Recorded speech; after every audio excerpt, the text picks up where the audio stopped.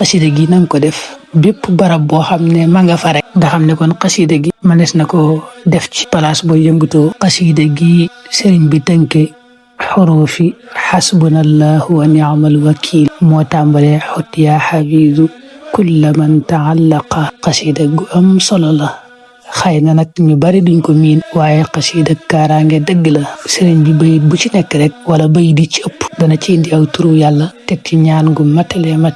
li ci ëpp solo nag daa wax ci tarjumaan ji ne wajaal kulla mawdixin fiihi alqasida allati aqadtuha min haadihi alxuruf mawdia amnin wa bushaara wa maaruf. mooy saa boroom na nga ma defal xasida gi nga xam ne daa ko tënke xurufi xasbunallahu wa ni'mal wakili. xasida gi nanga ko def bépp barab boo xam ne ma nga fa rek barab boobu doon barabu kaaraange mawdia am barab bu am sécurité, doon barabu bushaara barab boo xam ne mbégte moo fay fees dell, doon it barabu maaruf nag daa matale mooy lépp lu baax rek dugg na ci.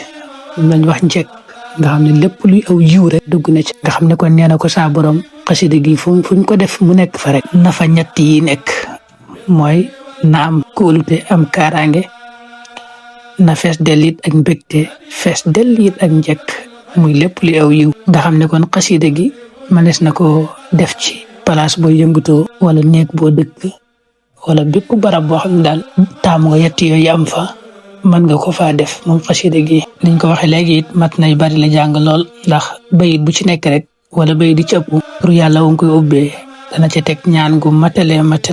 bayit bu njëkk bi sax daa tàmbali rek ne xut yaa xafiisu kulla man taallaqa biya li wajhika wa kulli atliqa.